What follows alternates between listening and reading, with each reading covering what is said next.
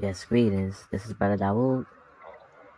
Yeah, I wanna touch another video on Master P. You know, this video I wanna title the Richmond, California Master P and the New Orleans, Louisiana Master P and the Master P and King George beef. You know, I had to do another intro again on Master P's origin and where he's from. You know, we know he's from New Orleans, Louisiana. Grew up in the Calio housing projects. You know, he the oldest of 5 children, and he's seen a lot of the harsh realities where he grew up at, and he's seen like basketball as like his ticket or his way out. So you know, he attended the Booker T high school, Booker T Washington school.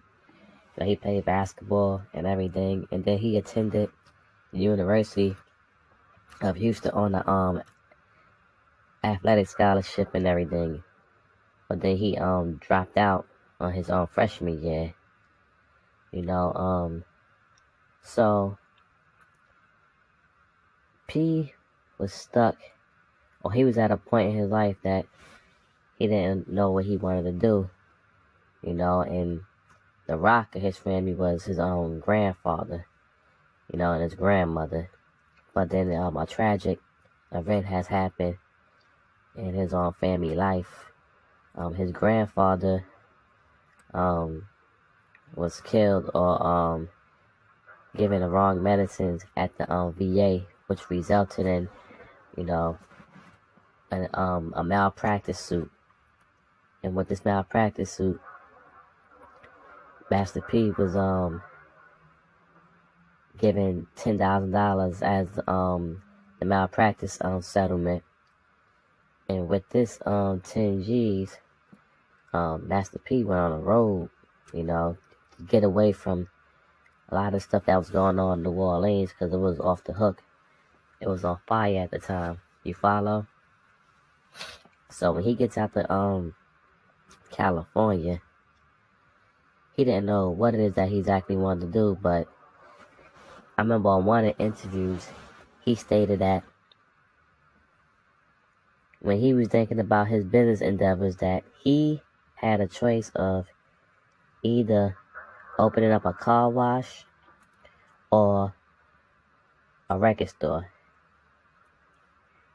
And he chose the record store. But he also stated in that same interview that if he would have opened up that car wash at that time, that up to this day, him and Romeo probably washing cars at that car wash. You follow? So while he out there in California, he made the choice of opening up a record store. But while he was out there in Cali, he ran into another fellow New Orleans person by the name of King George. They both embraced each other out in Cali and asked each other what they was doing out there. And they both replied that they both was out there for a better life. So they both asked each other, yeah, what you doing? Yeah, I'm doing music. Oh yeah, I'm out here too trying to do music. Boom. So with this whole thing and like sharing they dreams and stuff like that, they collab. So Master P finds an old, like, abandoned, like store space, and he went to go approach the owner of the building that he was interested in opening his own record store at. And the owner of the space told Master P that you could have the place for a year rent free, if you could fix it up. So I remember in another interview, it was with Silk though. Silk said that what happened was when they was fixing up the place, they wanted to get all this paint for a cheap price. I think he said they painted like a blue color, something like that. So now you have the opening of the No Limit record store. It wasn't a record label yet, but it was a record store. So they was selling known artists' records out of the store, and how the albums move and what the people was looking for. So this gave P like the hands-on training on how to move an album. You follow? So I remember in another interview with Silk, he said that when they had opened the store, that people used to come in the store and ask them what's the hottest thing that's out, like the hottest album that's out at a particular time, and they'd tell them NWA. Then they'd come another time and ask what's hot.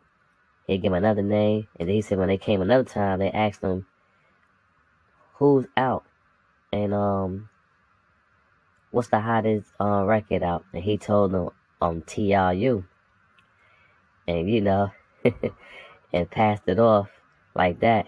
But at this time, P first single that he put out was a song called Mind of a Psychopath.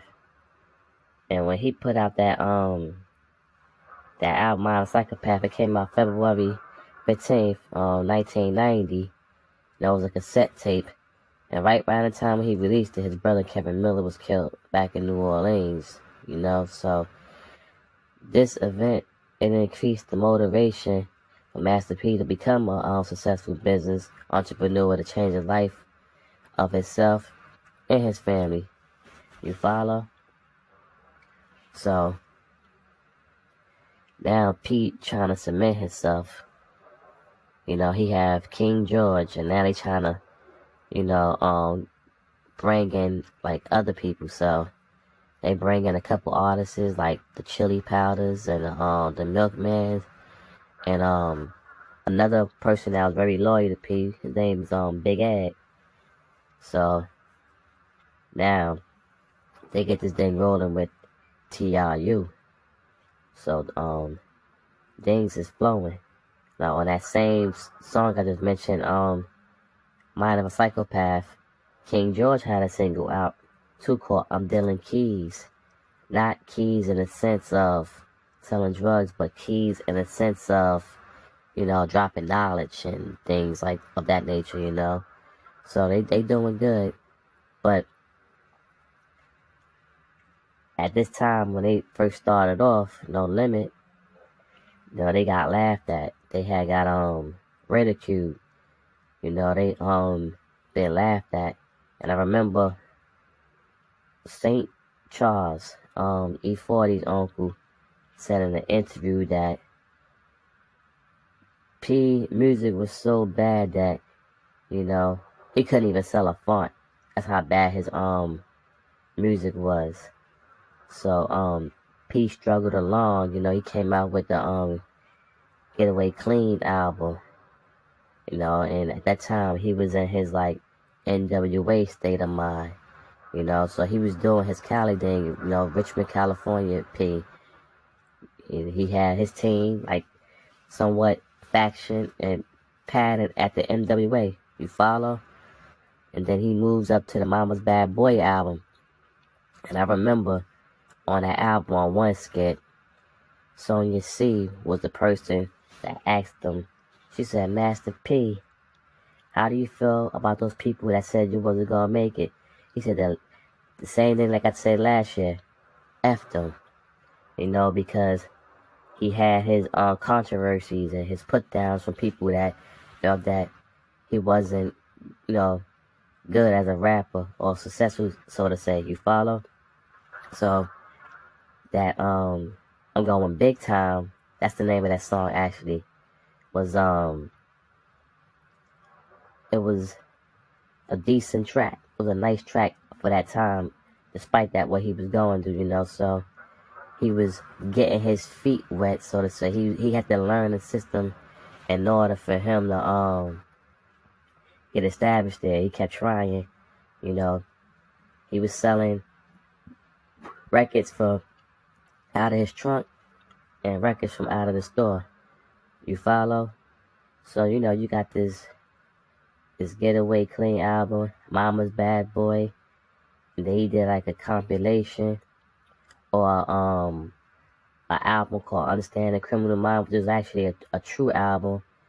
And, you know, they had a couple of tracks on there. He was talking a lot of political stuff on that album.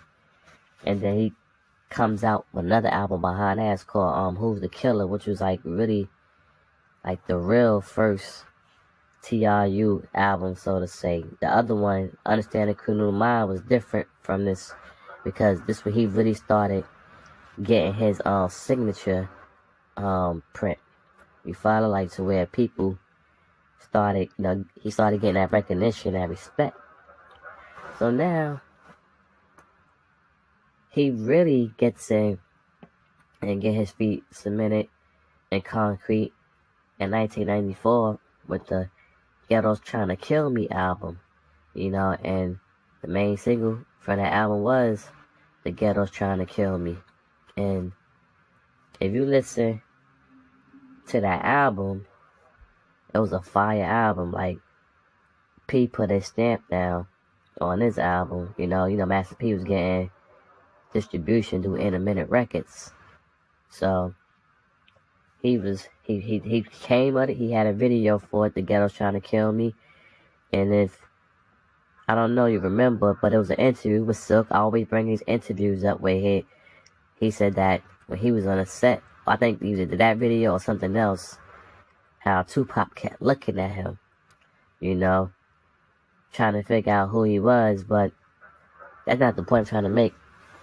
But it was rumored that when Tupac heard The Ghetto's Trying to Kill Me, that he favored Silk verse on that song. Like, he was feeling the way how Silk came off. Like, the word was out there that, yeah, Tupac was really feeling that dude's verse on that Ghetto's Trying to Kill Me, which was Silk the Shocker's verse.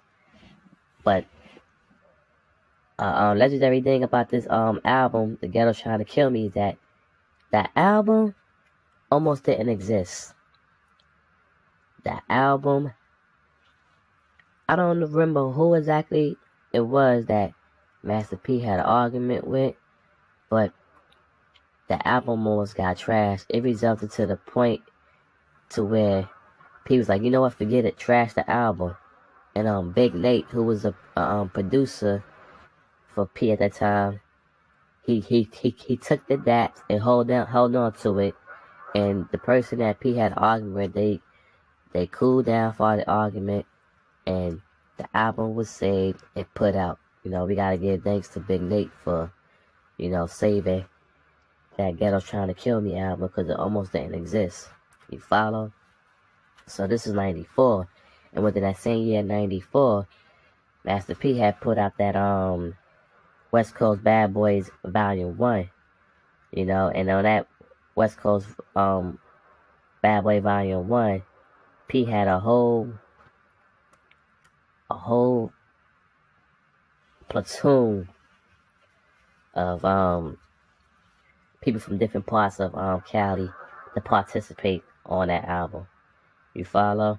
That his the West Coast Bad Boys Volume 1 was inspired from Herm Lou's compilation. And I remember King George saying on that Rising to the Top interview that he said, P said, yeah, Herm did a compilation, but we could do one. Maybe we could do a little better. So on that West Coast Bad Boys Volume 1, you know, J.E.T. the Bigger Figure was on that bad boy, and the Get Low Players. You had the RBL Posse, you had Rappin' Forte, you had Totally Insane and Dre Dog, you know, you had Dangerous Dame, who was also had an album out on No Limit at one time, because he was a No Limit artist. You know, you had Ray Love and the Link Crew. You had C-Bo. This is like P and C both time connecting, you know, for that head for the jack, because P was having situations going on with people out there in Cali. So when he linked up with C. Bo, it kind of squashed a lot of beef and misunderstanding that was going on. So, shout out to C. Bo, you know what I'm saying? I would love to see a Master P and C. Bo track. I wish they could really squash their differences. I know that C. Bo said he don't have no problem with P no more, and P said the same thing, but it'd be a blessing to get another track for them in this day and time. That'd be dope, You follow? And you also had Cool Nut that was on that West Coast Bad Boys Volume 1. And Lil Rick, who's another No Limit artist, he had an album out on No Limit as well. You follow? And then you had Selski and UNLV. But not the UNLV from New Orleans. This is another UNLV. You follow? And you had King George, he had his own single up on that bad boy called Locked Up. You had Kilo, and you had that video, that song called Peace to the Streets, where you got everybody from different parts performing on that song. So and that's 1994, and plus Pete put out a Christmas compilation, No Limit Christmas album. So that's 94. So you got 95 coming in, right? So P does an album called 99 Ways to Die. But the 99 Ways to Die album is like an Eazy-E tribute. And I don't know if you have noticed that, but on that album, it only have a little bit of songs. It was like, that was something that P just did to spare the moment because of Eazy-E, Eric White, passed away. So Eazy-E did that album. Master P did that album, and as a tribute to Master P. To Eazy-E. But now, in this same year, 95, this when P was started slowly but surely creeping back to New Orleans, so he could get the rush of the South music that was about to happen. Like the South was about to get his time. So P in 1995, he was relocating back to New Orleans, and it's the time where numerous things started changing and occurring, that King George wasn't too happy with wanting to go back to New Orleans. You follow? So if you notice on that 1995 True album, King George on it, King George is known for his voice. He's known for doing the Reverend Do Wrong skits and all that. You follow? So he's on this True album. He had a couple of good tracks on the album. But this is the last album from all the previous albums from No Limit that King George appeared on. So there was rumors that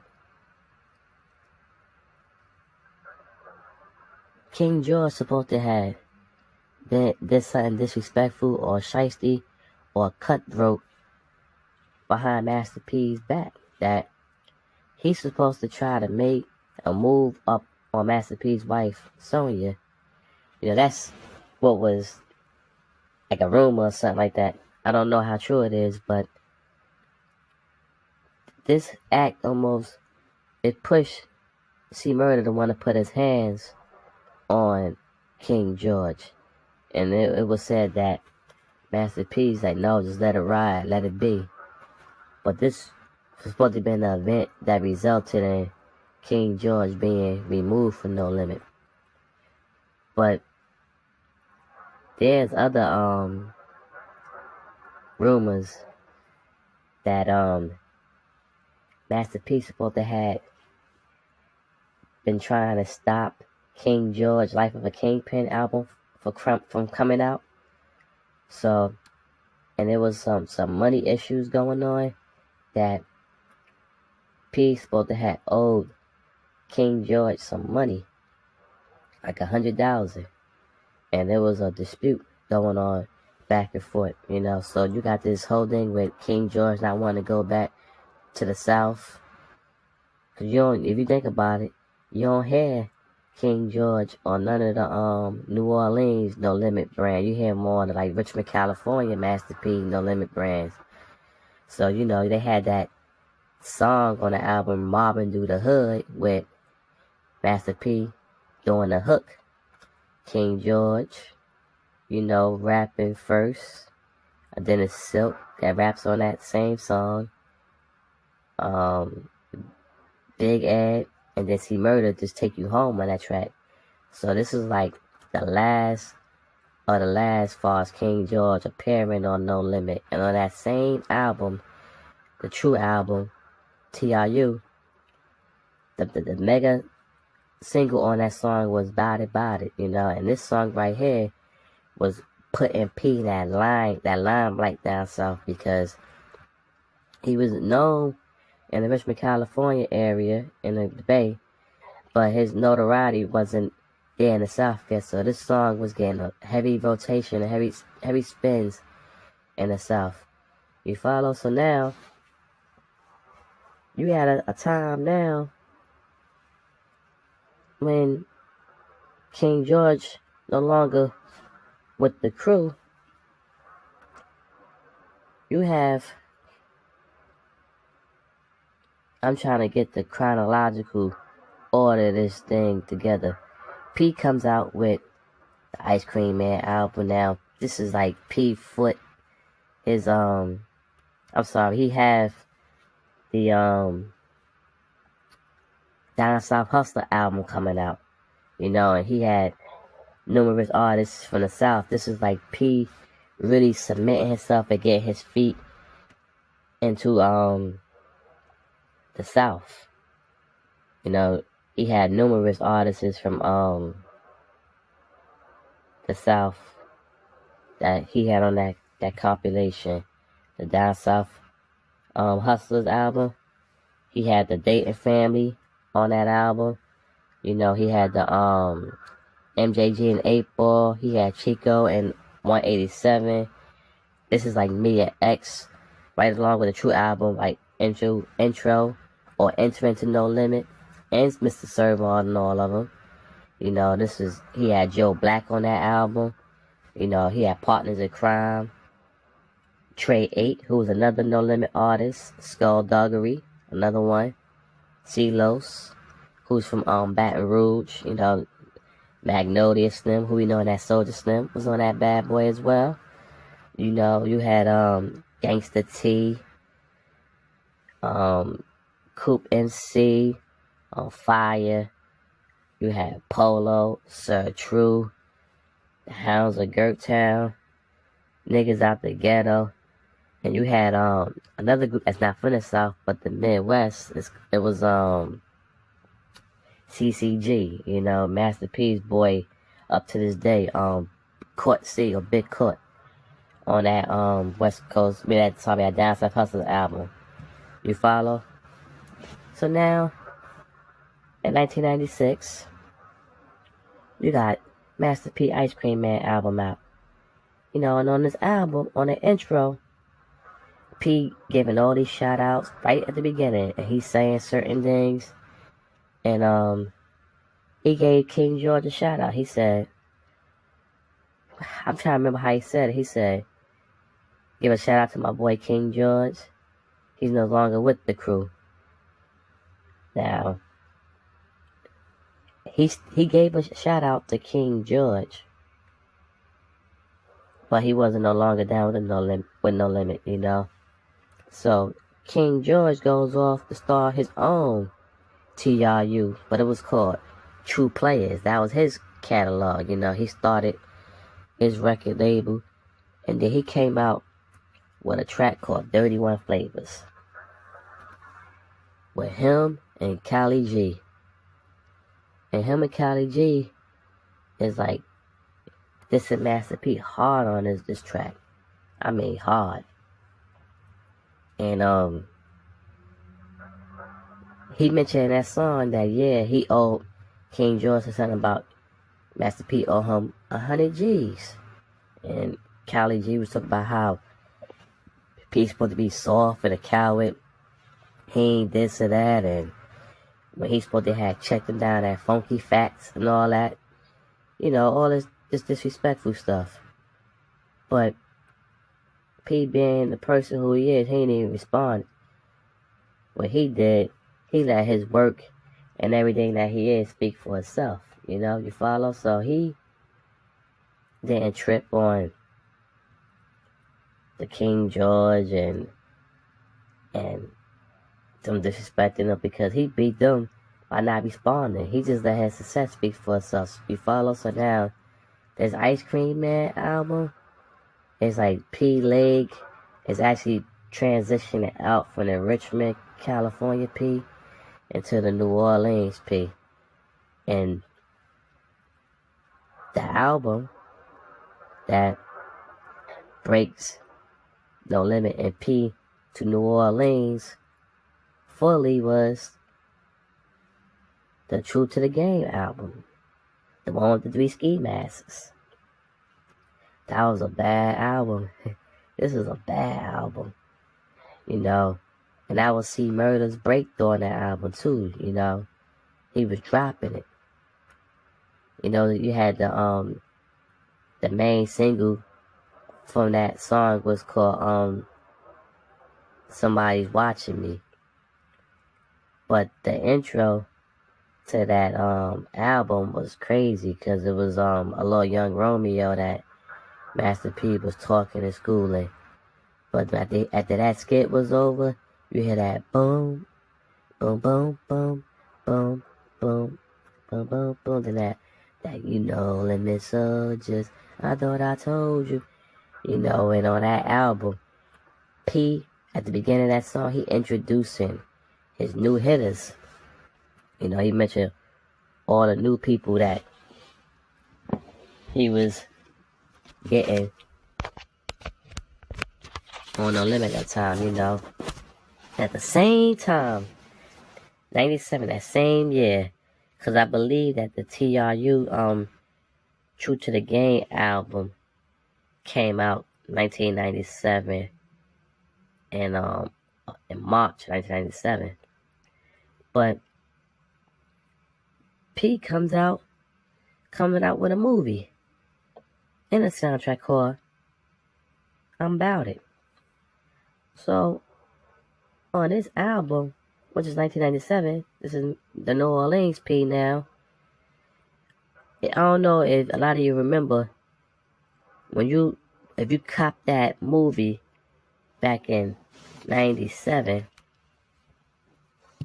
at the intro on the album, on the cassette tape, because it was cassette tape, it was showing like a little commercial before the actual movie started. When it got to the part when it showed a map of Louisiana, and then the scale from Louisiana to New Orleans, and then that No Limit Soldiers song came on the beat. Like, it was like, beat, get your mind right. And it kept showing, it was like a fire, and it kept showing all these albums coming up on the screen. It was like P New Family, his South Family, his Southern No Limit. So it was showing albums. It showed the Mac album, the Shell Shock album. It showed the Big Ed, the Salsa album. It showed the Mia X album, the Prime Suspects, Mr. Servoy, the Gambino Family, the Ghetto Dope album. This is all before these albums coming out, but he's showing you a preview of what's to come.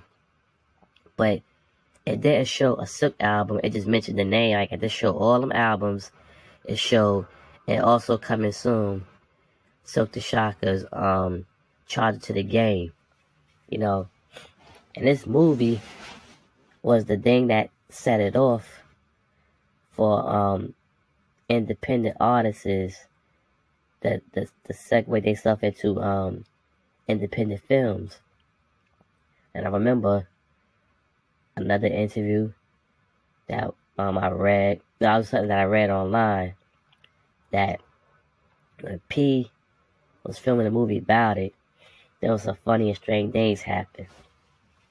You know, but I don't want to really get into it though. But they said that P was paying. He paid the majority of people that was participated in the movie. He was paying them cash, getting them money in brown paper bags. And they said that the brown paper bags look like it was like grease stains on it, so to say, you know. But they said that when P went to the distributors and told them, yeah, it said before that whole thing, he told the people, I'm gonna make a movie. And they felt like, who the hell is dude think he is? Somebody wanna make a movie and all this stuff like that. But anyway, but I said that when it came down to putting the movie out, they asked, how we gonna put out, like, how we gonna do this? How you gonna put a movie out? I said that P said, listen, we gonna put it out as a record, as an album.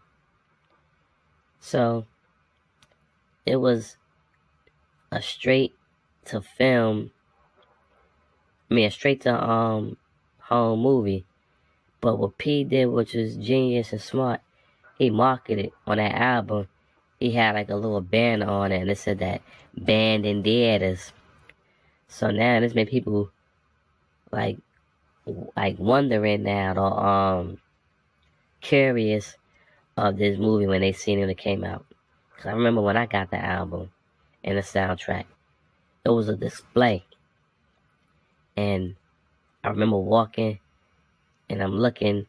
Then the day before the movie and soundtrack came up, I'm looking through the gate of the store, and I see them putting up the display for the album and the movie. So I begged the guy in the store. I said, "Oh, can I get that?" Because the store was closed, and the guy said, "No, I can't. The release date is tomorrow." I said, "Man, listen, I'll pay you extra. Just let me get that movie and that tape." I stood there. I wanted to leave. This is like 10 o'clock at night. And he kept looking at me, and I stood right there. He opened the gate, told me to come in. He said, I ain't supposed to do this. Like, tomorrow's the release date. But, I'm going to do this for you. And I remember, man, being anxious. Walking, I had the movie. And I'm opening up the album to play it in my brother's car. And I remember putting that album on, and that mail ticket came on with Master P, MJG and 8-Ball, and Bun B and Pimp C, like UGK. And I remember driving in the car with my brother, and people looking and trying to figure out what it was that I was playing. And people asked me, I said, this is that new Master P soundtrack for his movie. So after that song went off, the Brother Lynch Hung song Situations comes on. Man, they lost the way how that beat came on and how Brother Lynch Hung was like flowing. And then it really got crazy when that What You Think nigga, the one that Mystical did. Oh man. And this one I knew that Mystical was gonna become a part of No Limit. I felt that, said, cause I should listen to Mystical way before he got on No Limit, when he was on Big Boy Records, and they got, I believe, distribution through Jive. And his first album was dope, and I had his first album. He did that y'all not ready yet, when he did that video in the warehouse. But I knew that Mystical was gonna become a part of No Limit. You follow? So now this movie out, the soundtrack, everybody going crazy. Now P all over the place.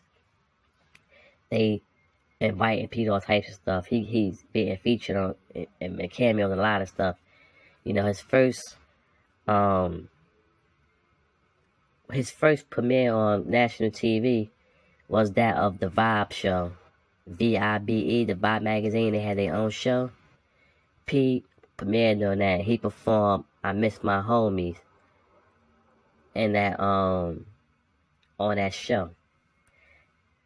And from that point on, he was on everything. Master P was even featured on L Cool J 54321 album with DMX on it, Redman, Meth, and Cannabis.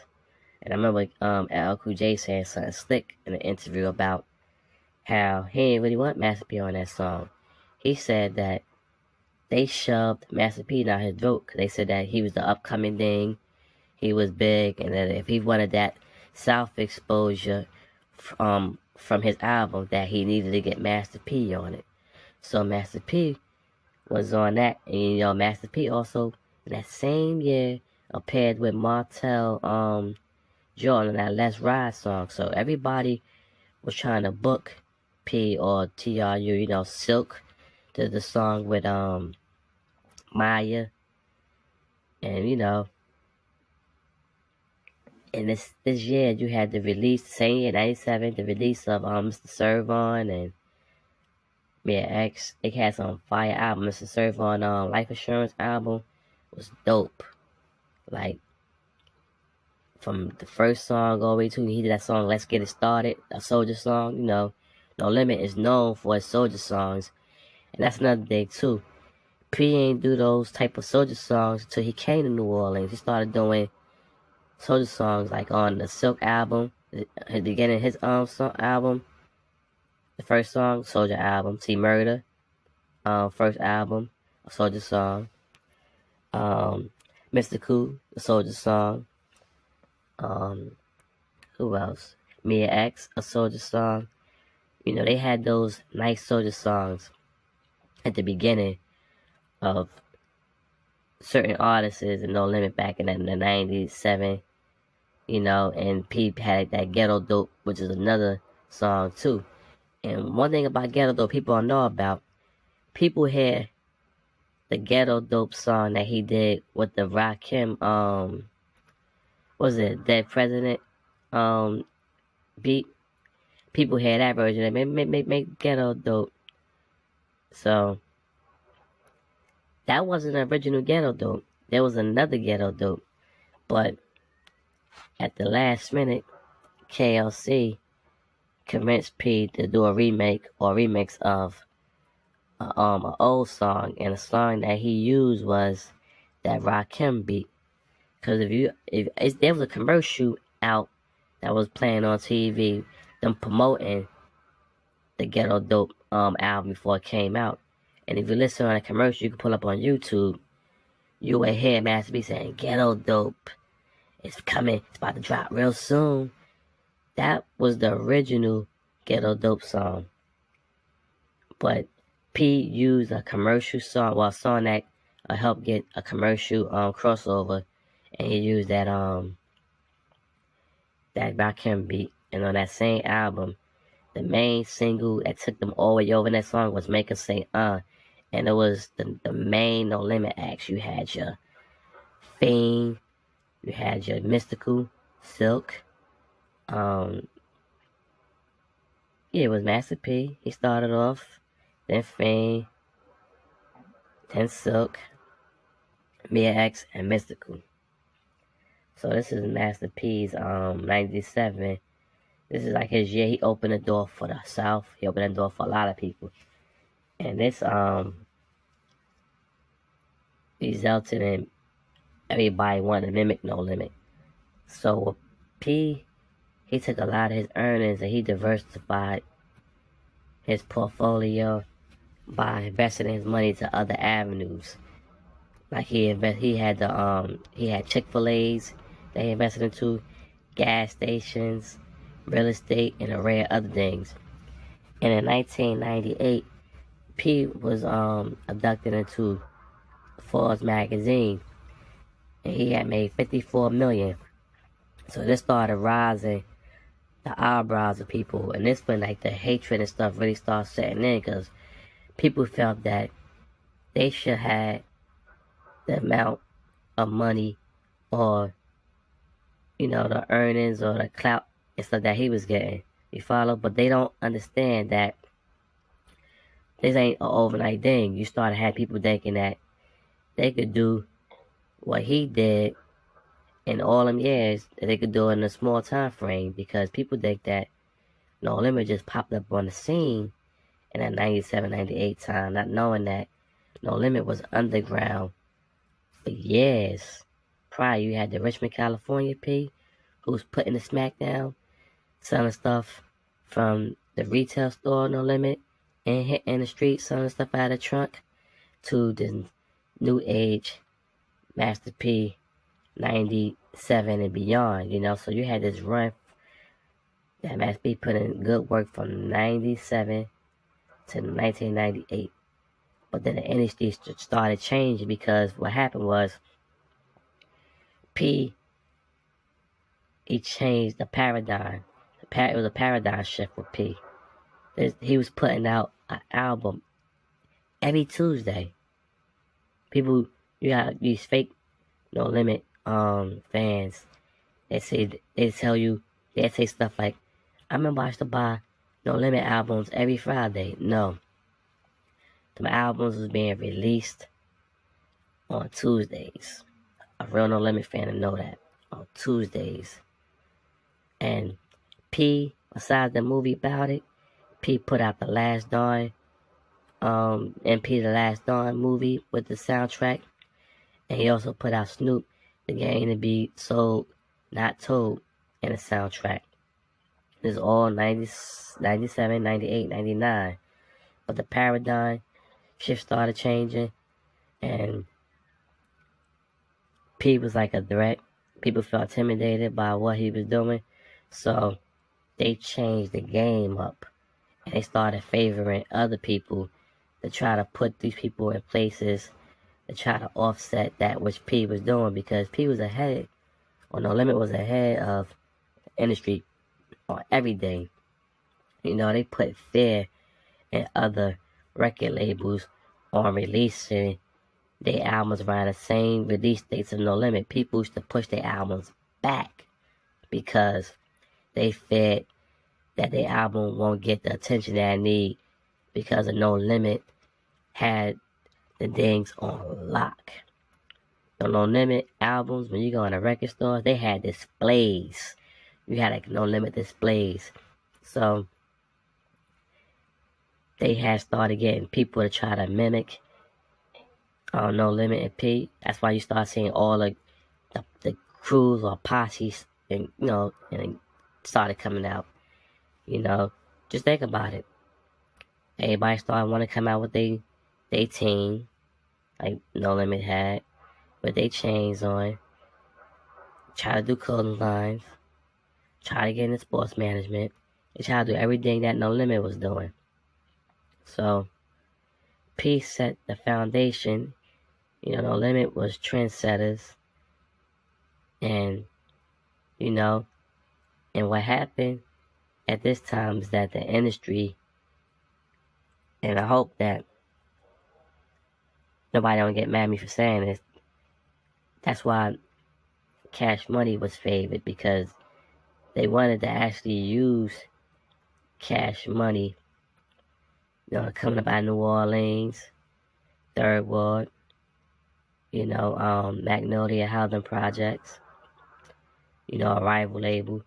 And there was always some tension on the streets with Magnolia and Calio P. So they try to use this as a distraction mechanism to cause some tension, or to get some things stirred up and riled up, to try to bring P down. But it didn't happen.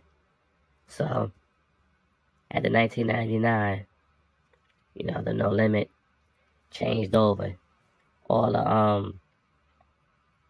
the members from the new No Limit, not the new No Limit, but the 1997 the New Orleans No Limit, majority started leaving because of contracts, and the industry was changing, and this big deal was coming in, and P had wanted everybody to sign the contracts, and there was some words going back and forth that P said something about if they don't want to sign the contract, forget them and all that.